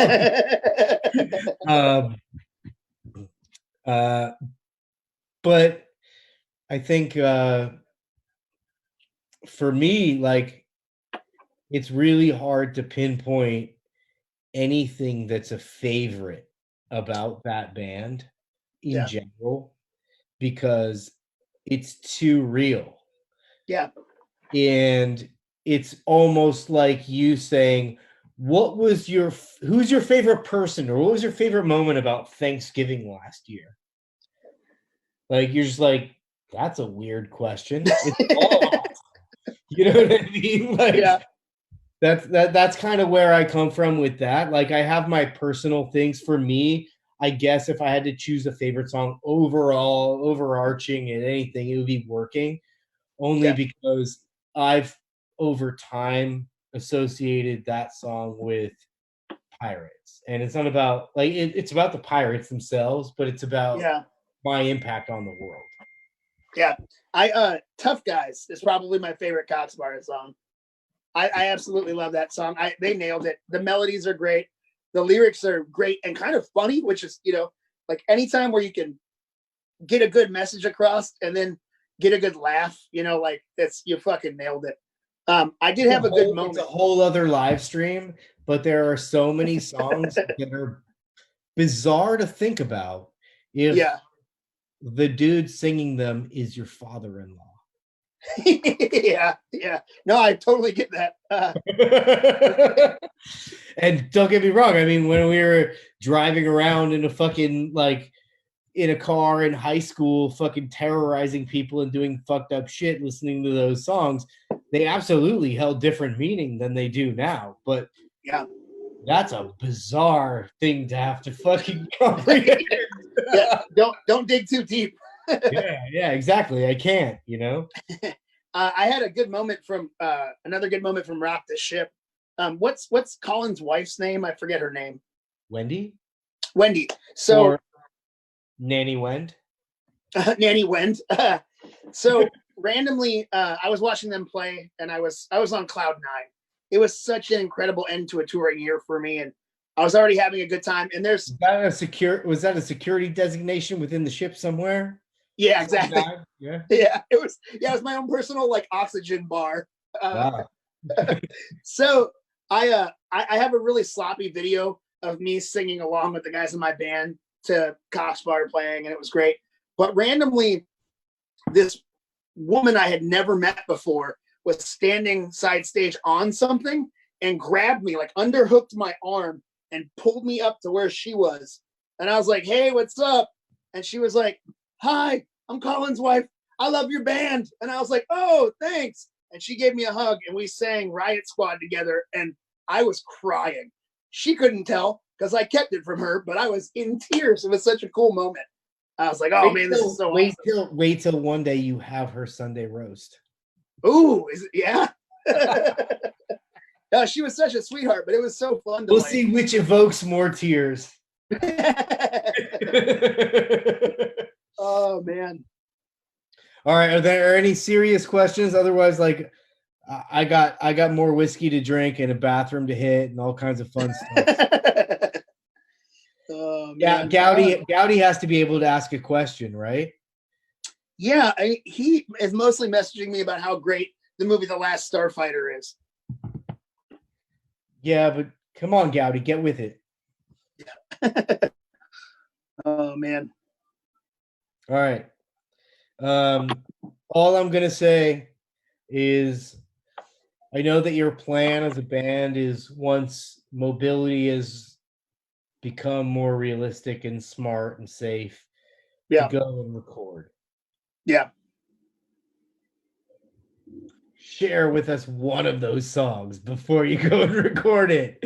So we can see the root of it before it becomes something that absolutely just, becomes one of the songs that you created on Under Tension that's blown us away, I will organize with Andy doing one of these like 2 people videos, and we'll put something out. We'll drop a nugget of something for sure.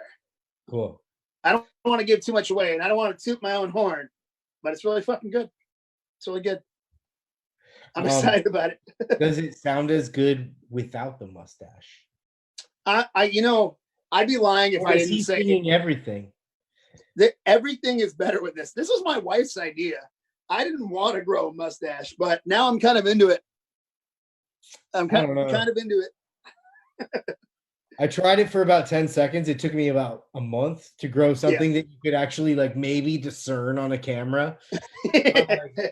Yeah, we have the same genetics, but my brother grows a pencil thin, really gnarly mustache that doesn't look good at all. My whole childhood, Skip Senior, my dad. Yeah. He's not Skip Senior except to the fucking 60-year-old Irish bartender at the bar who called it out.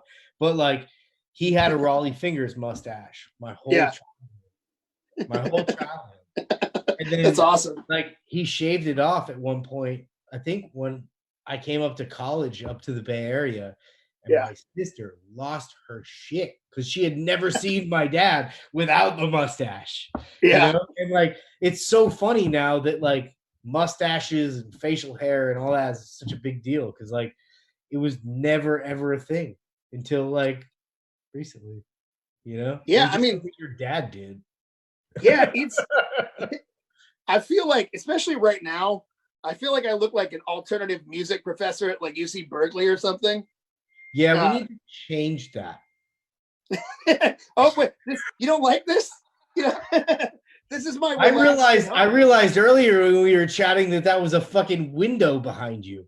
Like, there's got to be something cool out that window. If not, like, we Pirates Press, we can make you a cool backdrop that, like, you know, maybe it's the whole band holding on to something, looking through the window at you. We should.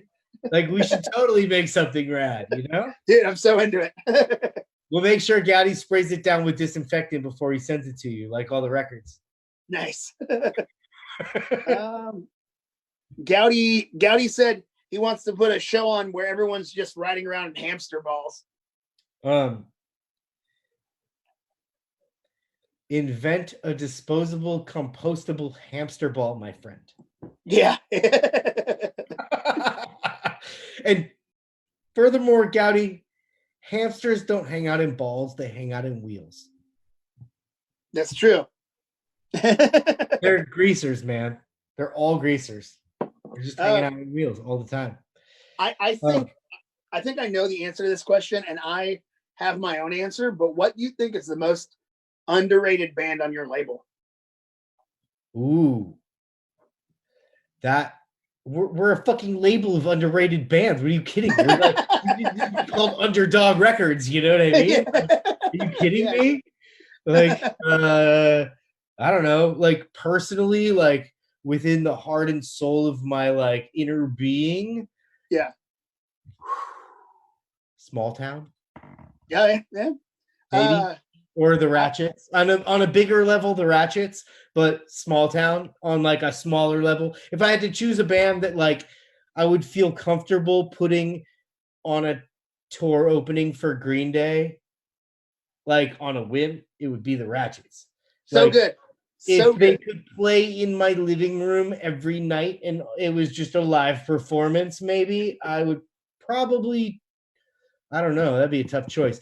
Small Town or the Ratchets? Ratchets would be a way stonier event, but, like, I'd have to go Ratchets over Small Town in that effect. Like, unless I was in a hotel in Sweden. If I was in a hotel in Sweden, any night of the week, fucking Small Town playing in the hotel lobby, brilliant. Yeah.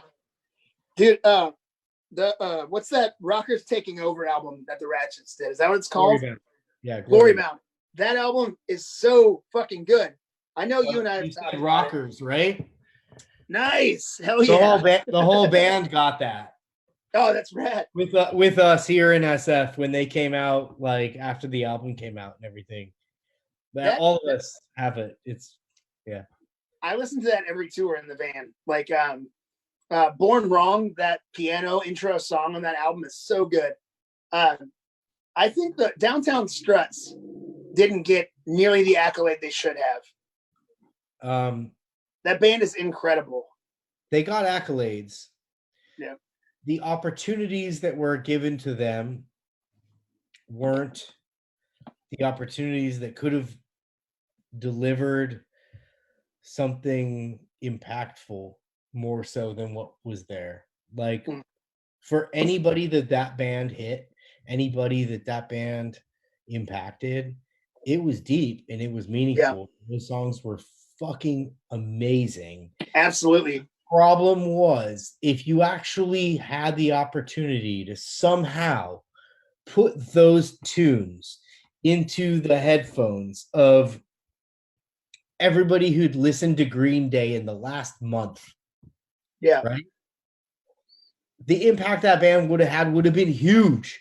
Yeah, absolutely. And perhaps if we had been the label we are today when we released Victoria, the impact may have been different. But either way, that band needed to carry on having a live performance for it to be able to be the band that you and I felt it could have been by those songs. Those songs are huge. You think the same way about the Exploding Hearts, do you not? Yeah, of course. Yeah, absolutely. They're just a huge band with this pent-up potential. that never got executed for Yeah. better words. Yeah. You know, the first time I heard Southpaw, I was like, oh, this band's gonna be huge. I was like, this band is gonna blow up. And it's the best song that Brian Fallon never wrote. Oh man. It's so good. If anybody out there has not heard that record, go check it out now. Listen to the song Southpaw. I mean, there's Mexican Graffiti, there's tons of good songs on that record. If you buy that record from Pirates Press for whatever $14.99 and you take it home and you don't like it and you want to return it, I would pretty much accept that. And you would have to write yourself an explanation why you don't think you should own that record, but that record is fucking phenomenal. Yeah, it's so good. Yeah. You know, I put that on last year in the van, and Andy and Johnny, I don't think were that familiar with it, but both of them, first two songs in, were like, hey man, what is this? And I think it gets people. It really grabs someone who hasn't heard it. Yeah, goddamn, that record's so good. I love showing my 4-year-old the 3D music video that we made using fucking what are they called? Those fucking stupid little cameras, the GoPros. Oh yeah. We bought like a set of GoPros with this little clip thing that you clip together. We filmed like a 3D video, and we made Downtown Struts 3D glasses and stuff for it. Whoa, that's awesome. America. And it's incredible. It's like, it's ridiculous, but like to be able to be like, wear these glasses and watch this video, like it's awesome. Yeah. Oh man, yeah, such a fucking good band, man. They were incredible. Who's your favorite non-Drowns Pirates Press Records band? I mean, Ratchets are up there. I do really, really, really love the Ratchets. But that's, and I don't mean this as a slight by any means, but it's simply for my love for the Clash. You can tell those guys are also Clash fans. Zach could literally get a PhD in the Clash. That's awesome. Like him and my wife can literally argue over who has more knowledge in their head. I don't know who would defer to who. One of them would be humble enough to say the other one knows more, but I don't know who would actually win that or come out on top there, you know? Noise, obviously, they're my buds and I love them. I think Complicators are really good. I think Complicators are really fucking good. Yeah. I mean, obviously, Barstool Preachers. I love that band. I want to do. Right? Say again? Except for Tom, right? Who's Tom? The roadie. Oh, cool. Yeah. Yeah, no, fuck that guy. He's such a good front man. It almost pisses me off at times. He sets a good bar for being fun on stage. I suppose when you grow up with an example like Colin, then you have two options: fucking off or showing off. Yeah, exactly. Yeah. I mean, he's so good. He's so fun to watch. That whole band is super fun to watch, and I'm excited to see where they go. I want to hear a bunch of new material, and when this is all blown over, I can't wait to see them continue to do good tours. I can't wait for Beyonce to take them on tour. Oh God, they'd be perfect for Beyonce. I want the Drowns to tour with Smash Mouth. They're getting competitive offers though between Beyonce and Paula Abdul. I mean, you know, the Drowns offers with ICP are good, but they're not strong enough to compromise your integrity for. I mean, let's be honest though. We would destroy at the Gathering of the Juggalos. We'd kill it. In terms of music or juggling? We could, well, that too. We could play in between like Vanilla Ice and Coolio. So I actually have one last question for you. Okay, all right. Yeah. Yeah. But what is the smallest thing within eyeshot right now for you that you can juggle? Oh man. This is a really bad idea, my wife just was doing her nails, and there's 3 bottles of nail polish right here. This is, I mean, they're glass. This is a really bad idea. Wait. Show me your nails to make sure that that's not a lie. You weren't just polishing your nails. Okay. Oh, no. I'm not showing you my toenails, though. Yeah, I don't want to see your toenails. I actually, I juggled when we were stranded in the, what's it called? During the typhoon, when we got pulled into the, like the safety area, the word escapes me. We had rice crackers. Emergency. Thank you. The shelter. I actually, there's a video, Naoto, shout out to Naoto, our Japanese tour manager. Yoto. It's Naoto. Naoto? Yeah. All right. We also said it wrong all the time, so he just started saying yes to whatever we said. Okay. But he's such a good guy. He had rice crackers, and he has a video of me juggling rice crackers and eating them to make everybody laugh in the shelter. Yeah, that guy rules. That guy is like single-handedly building a huge army of Pirates fans out there. Well, I think that, as I said before, the message is sometimes as important as the messenger.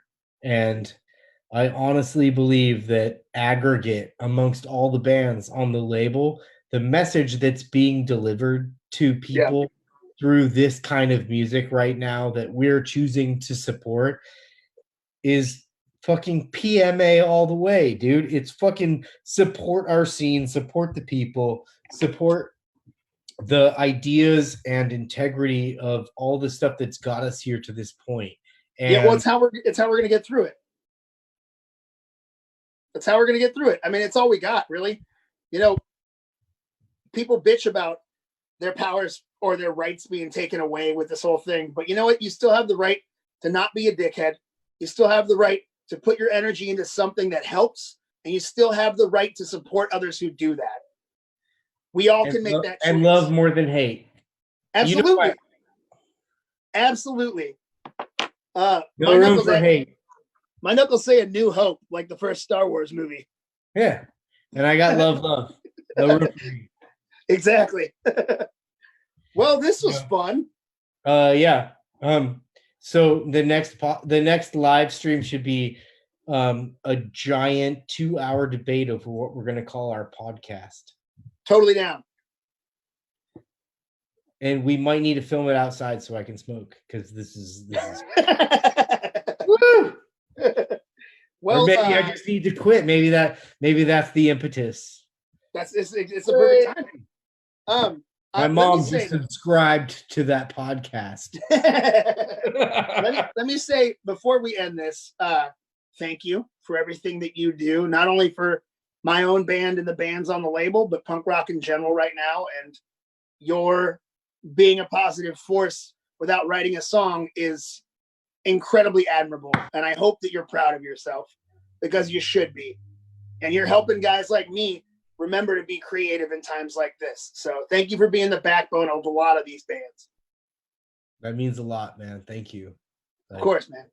I'm holding it back. I'm used to not crying because my kids do emotional shit all the time, and if I cry, it'd be waterworks, fucking front, right, and center. But well, I'm proud of you. Thank you. That means a lot. Like for me, if it wasn't for the bands like you guys who were like leading with your hearts, and the crew of Pirates that I've been so fortunate to assemble, and my family and everybody else who's been supportive of this and who really like truly emulate the one family, one flag fucking hashtag or whatever the fuck, you know what I mean? Like, yeah. It's not a hashtag. It's not a fuck. It is a fucking thing. Like, it's how we think. You Absolutely. know what I mean? Like, ultimately, it's you doing your thing and Lenny doing his thing and Andy doing his thing and everybody else in the Pirate family doing their thing and having it mesh and having it actually inherently, naturally, without having to fucking put a spin on it. Like, it has one voice. It does. Absolutely, With it does. one voice. And like, that's the thing that I'm the most proud of out of all of this. You know what I mean? And I'm not the person who goes live and does our shit. Like, my instrument is the fucking computer keyboard and like the phone, you know what I mean? Like, Yeah. making sure that the communication's happening. But like, at the end of the day, like, there's no two ways about it. Like, it takes everybody to make this shit work when it gets fucking sketchy like it is right now.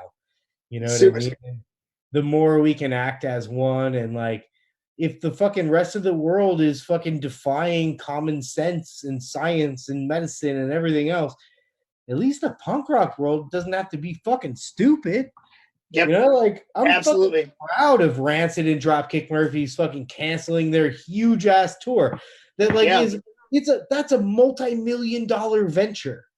Yeah. No question. And if you include all of the venues and promoters and everything else, like the amount of people involved over that amount of time, that is a multi-million-dollar venture. And absolutely, there are people whose lives and incomes are at stake because of that. And I'm proud that they're willing to be fucking safe and think in a way that is in line with the vast majority of the world right now, who is just being careful and being smart and caring about other people, because that's what's going to get through this. Nobody needs you to be fucking reckless and play somewhere and fucking die. And that's just a metaphor for every other wonderful musician out there who, instead of doing that, could be sitting at home and writing the next fucking awesome record that can be made on vinyl. Piratespress.com will make your records. Absolutely. Absolutely. Well, I'm glad you're being safe, and I'm glad that you and the family are safe. I'm only being safe when it comes to the virus. I'm absolutely not being safe when it comes to riding my bike, sliding in the mud, getting dirty with the kids. Yeah, like cooking all kinds of dangerous shellfish. Those are the risks I normally take. I'm proud of you for taking risks that are limited. How's that? And getting shit-faced so that you don't have to. Yeah, thank you, buddy. Someone's got to do it. All right. I love you, man. I'll talk to you real soon. I love you too. Be safe. No tension. Not under tension. None of it. No tension. No, fuck tension. All right. Later, bud. Love you. Bye.